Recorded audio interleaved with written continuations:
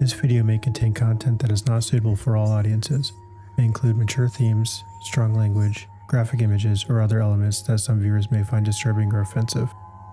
Viewer discretion is strongly advised. There should be no law against killing people.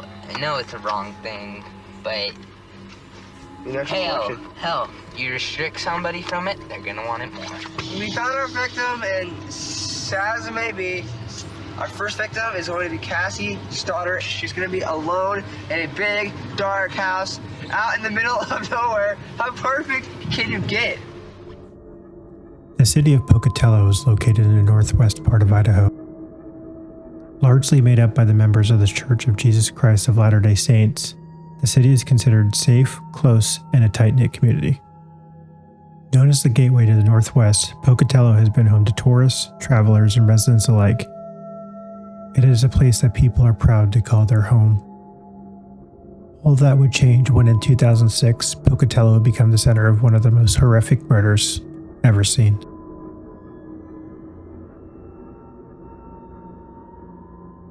Just 4 days before Christmas, Cassie Jo Stoddart was born. She grew up in a secure and loving family who thought the world of her. She was a committed and straight-A student who kept out of trouble, had lots of friends, and was on the right path in life. It was because of this that her aunt and uncle asked her to house sit for them and watch their pets while they were out of town. On the evening of the 22nd of September 2006, she headed over to the house, located on Whispering Cliffs Drive, in northeast Bannock County.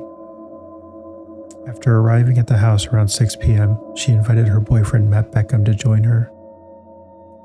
Later in the evening, her school friends Brian Draper and Torey Adamcik, who she went to Pocatello High School with, also visited. She gave them a tour of the house and they settled in to watch a film. Sometime later, Brian and Torey said that they're going to go to the cinema to watch a film instead. After the pair left, Matt and Cassie settled in to continue watching a movie. Without warning, the power went out. The power outage made Cassie feel uneasy, but before long, the power came back on. Matt spotted one of the dogs staring down the basement stairs before it started to bark and growl. He thought nothing of it. Matt called his mother to see if he could stay the night with Cassie as she felt unsafe. His mother said no, but stated that Cassie was more than welcome to stay the night with them.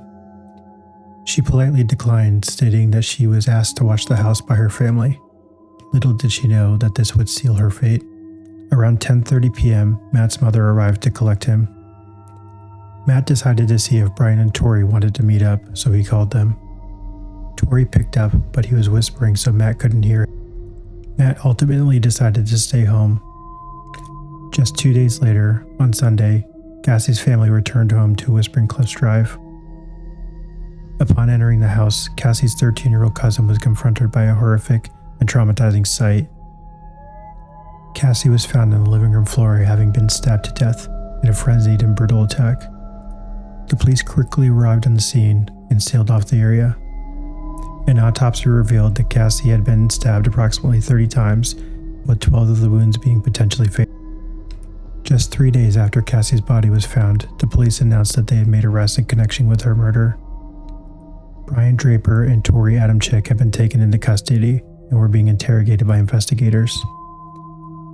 People were stunned. These were not only classmates but trusted friends who Cassie enjoyed spending their time with.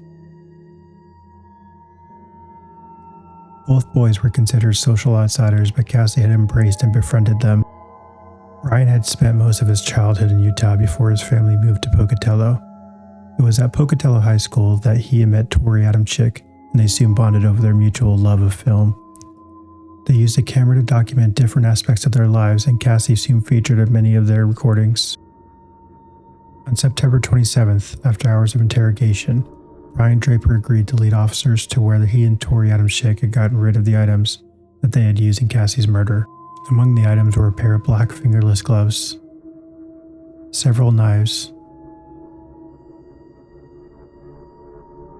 a partially burned mask, a Sony videotape, and a partially burned handwritten note.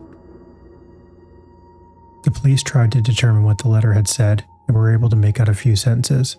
It read as follows: "Is home alone. stop out the house, runs into Torey. We murder Cassie. Brian chases her. Kill her.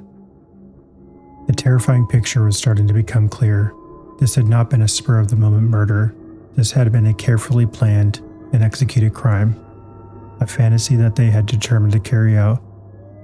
As the investigation continued, they uncovered more disturbing evidence against Brian and Torey. The pair had filmed Cassie on the morning of the murder when they were at school. The investigators also found footage from the night before the crime was committed. There should be no law against killing people. I know it's a wrong thing, but hell, you restrict somebody from it, they're gonna want it more. We found our victim, and sad as it may be, she's our friend. But you know what? We all have to make sacrifices. Our first victim is going to be Cassie Stoddart. She's going to be alone in a big, dark house out in the middle of nowhere. How perfect can you get?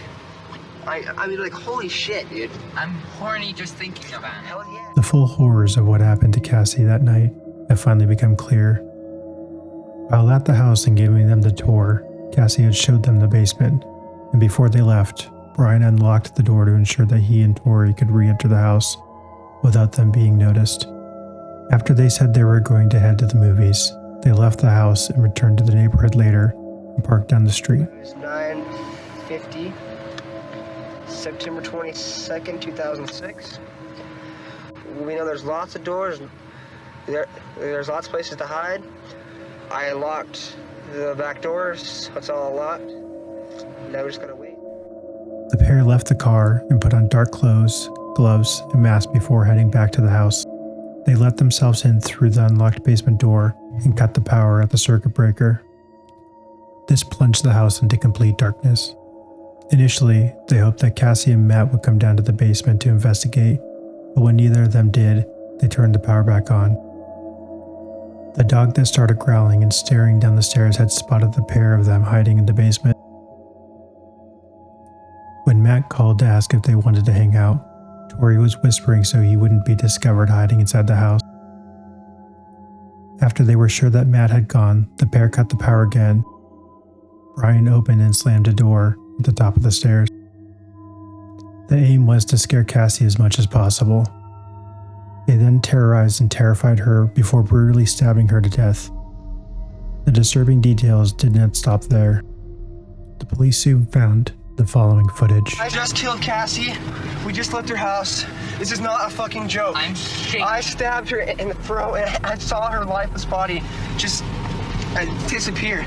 Dude, I just killed Cassie. Oh, fuck. That felt like fucking real. I mean, it went by so fast. Shut the fuck up, we gotta get our act straight. Okay.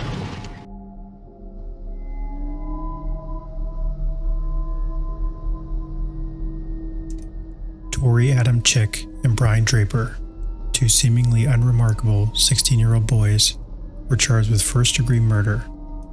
During the interviews, the boys turned on each other. Brian initially said that while he had been in the room when Cassie was murdered, it was Torey who had stabbed her. He later confessed to stabbing her, but said that it was under Torey's orders. As the pair went on trial, the small city of Pocatello became the center of a national media firestorm. Journalists from all over the country had gathered to follow this disturbing case to its conclusion. The damning video footage was shown to the court. Stunned onlookers watched in silence, and they saw how Brian Draper and Torey Adamcik had meticulously planned their crime, and the glee that they had taken in murdering their classmate and friend. Brian revealed that he had become inspired by Eric Harris and Dylan Klebold, who had become internationally notorious when they carried out the Columbine High School massacre in 1999. Torey was said to be influenced by the classic horror film Scream. The first film focuses on a group of high school students who are terrorized and haunted by a mass killer. Part of the killer's modus operandi is that they scare and terrorize their victims before brutally stabbing them. On the 17th of April 2007, Brian Draper was found guilty, and less than 2 months later, so was Torey Adamcik. They were convicted of first-degree murder and received a mandatory life sentence. They also received 30 years to life for conspiracy to commit murder. The life sentences given to the pair could be reviewed as a case of Miller versus Alabama. This case declared that mandatory life sentences without the possibility of parole for juvenile offenders was unconstitutional. Since their sentences, the pairs have filed several appeals against their convictions. However, none so far have been successful.